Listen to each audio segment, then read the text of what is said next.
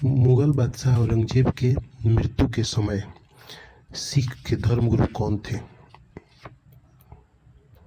गुरु गोविंद सिंह। गुरु गोविंद सिंह की हत्या किस स्थान पर और किसके द्वारा किया गया और कब किया गया? गुरु गोविंद सिंह की हत्या 1708 ईस्वी में महाराष्ट्र के नांदेड़ नामक स्थान पर गुल खां नामक पठान के द्वारा किया गया। गुरु गोविंद सिंह की हत्या के समय मुगल बादशाह कौन था? बहादुर शाह प्रथम। महाराष्ट्र के किस स्थान को सिखों के धार्मिक स्थल के रूप में माना जाता है? महाराष्ट्र के नांदेड़ नामक स्थान को। गुरु गोविंद सिंह के निधन के बाद जब गुरु का पद समाप्त हो गया और नेता का पद आया तो सर्वप्रथम नेता के पद पर कौन बैठा? बंदा बहादुर। बंदा बहादुर को और किन किन नामों से जाना जाता है? लक्ष्मण दास, गुरुबख्श सिंह, माधव दास बैरागी।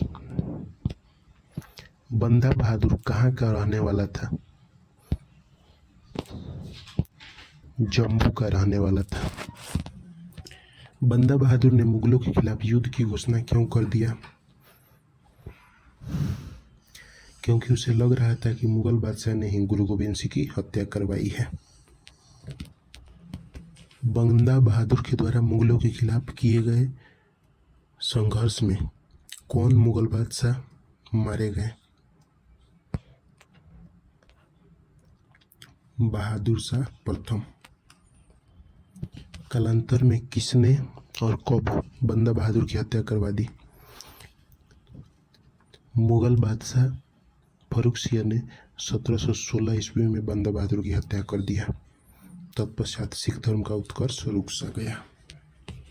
किस घटना के फलस्वरूप सिख धर्म का पुनः उत्कर्ष होने लगा?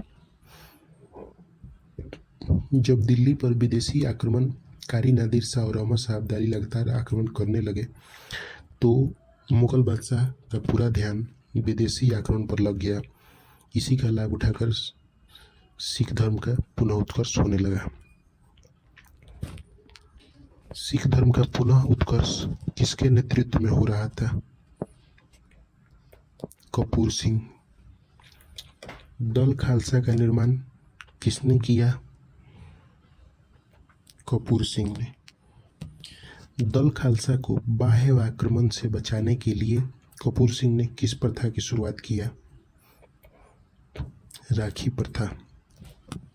राखी प्रथा के अंतर्गत सिख धर्म के लोगों से उनके फसल उत्पादन का कितना भाग लिया जाता था? 1/5 भाग। कपूर सिंह के बाद दल खालसा का नेतृत्व किसने संभाला?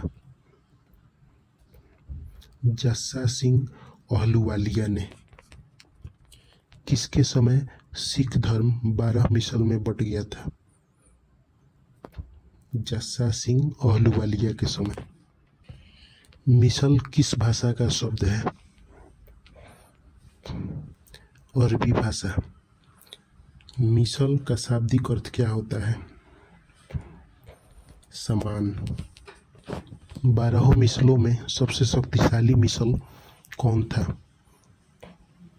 भंगी मिसल। 12 मिसल में सबसे प्रमुख मिसल बनकर कौन उभरा? शुकरचकिया मिसल। शुकरचकिया मिसल के संस्थापक कौन थे? चरत सिंह। चरत सिंह के बाद शुकरचकिया मिसल का नेतृत्व किसने किया? महासिंह ने। महासिंह के बाद शुकरचकिया मिसल का नेतृत्व किसने किया? रंजीत सिंह ने। रंजीत सिंह का जन्म कब हुआ? 1780 ईस्वी में शुकरचकिया मिसल के प्रमुख महासिंह के यहाँ। महासिंह का निधन कब हुआ? 1792 ईस्वी में। किस उम्र में रंजीत सिंह शुक्रचकिया मिसल के प्रमुख बन गए? मात्र 12 वर्ष की अवस्था में। शारदा को और किस नाम से जाना जाता है? कत्लगढ़ी। पंजाब में सिख राज की स्थापना किसने किया? राजा रंजीत सिंह ने। रंजीत सिंह ने अपना राजधानी कहाँ बनाया? लाहौर में। रंजीत सिंह ने अपने साम्राज्य को कितने भागों में बांटा और वे कौन कौन से थे? रंजीत सिंह ने अपने साम्राज्य को 4 प्रांतों में बांटा। वे 4 प्रांत निम्न हैं: कश्मीर, मुल्तान, पेशावर और लाहौर। रंजीत सिंह का विदेश मंत्री कौन था? फकीर अजीजुद्दीन। फकीर अजीजुद्दीन। रंजीत सिंह का वित्त मंत्री कौन था? दीनानाथ। रंजीत सिंह की सेना का उस समय एशिया में कौन सा स्थान था? एशिया महादेश की दूसरी सबसे बड़ी सेना थी। रंजीत सिंह की सेना किस पद्धति द्वारा प्रशिक्षित सेना थी? यूरोपीय पद्धति। किसने रंजीत सिंह की तुलना नेपोलियन से किया है? फ्रांसीसी यात्री विक्टर जाकमा ने। रंजीत सिंह को राजा की उपाधि किसने दिया है? अफगानिस्तान के शासक जमान शाह ने। रंजीत सिंह को कोहिनूर हीरा किसने सौंपा है? अफगानिस्तान के शासक शाह शुजा ने। अमृतसर का संधि कब और किसके किसके बीच हुआ? 1809 ईस्वी में राजा रंजीत सिंह और ब्रिटिश ईस्ट इंडिया कंपनी के बीच हुआ। अमृतसर की संधि के तहत किन शर्तों को निर्धारित किया गया?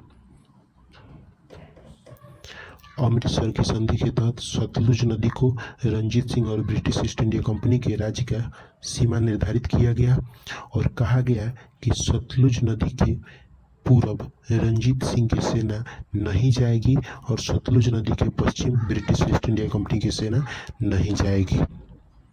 अमृतसर के संधि में अंग्रेजों की तरफ से किसने भाग लिया था? चार्ल्स मेडकॉफ ने। किसने कहा था कि ईश्वर ने उनका एक आंख इसलिए ले लिया ताकि वे एक ही निगाह से सभी धर्मों को समान रूप से देख सके? राजा रंजीत सिंह ने। रंजीत सिंह का निधन कब हुआ? 1839 ईस्वी में। रंजीत सिंह का उत्तराधिकारी कौन बना? उनका बेटा खड़क सिंह। खड़क सिंह का कार्यकाल क्या है? 1839 से 1840। खड़क सिंह का उत्तराधिकारी कौन बना? खड़क सिंह का बेटा नौनिहाल सिंह। नौनिहाल सिंह का कार्यकाल क्या है? 1840 से 1841।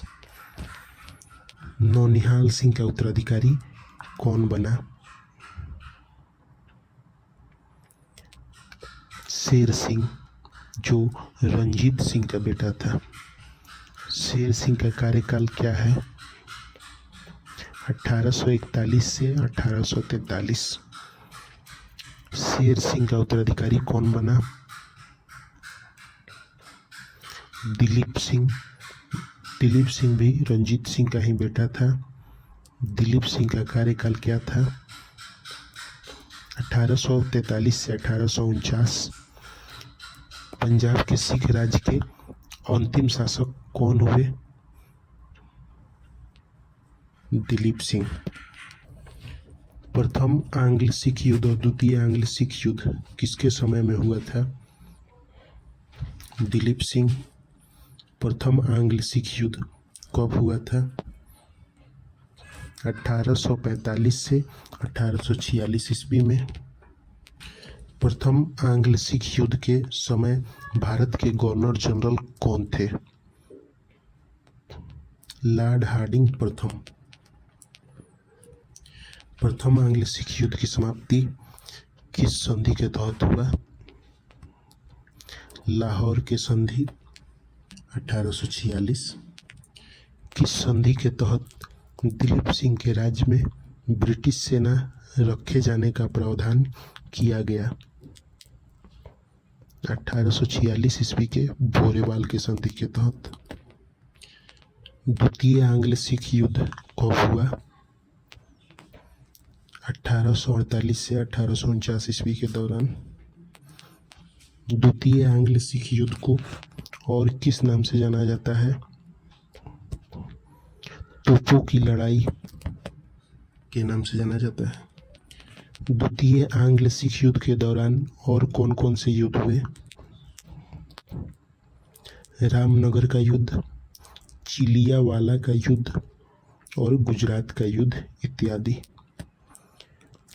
द्वितीय आंग्ल मैसूर युद्ध में अंतिम रूप से जीत अंग्रेजों की हुई। द्वितीय आंग्ल सिख युद्ध के दौरान भारत के गवर्नर जनरल कौन थे? लॉर्ड डलहौजी। लॉर्ड डलहौजी ने पंजाब को जीतकर ब्रिटिश साम्राज्य में कब मिला लिया? 1849 ईस्वी में। लॉर्ड डलहौजी ने दिलीप सिंह से कोहिनूर हीरा लेकर किसके पास भेज दिया? ब्रिटिश महारानी विक्टोरिया के पास। दिलीप सिंह को शिक्षा हेतु 5 लाख वार्षिक पेंशन देकर कहाँ भेज दिया गया? लंदन। दिलीप सिंह ने कुछ वर्षों के लिए किस धर्म को अपनाया था? ईसाई धर्म को। दिलीप सिंह का निधन कहाँ हुआ था? पेरिस में।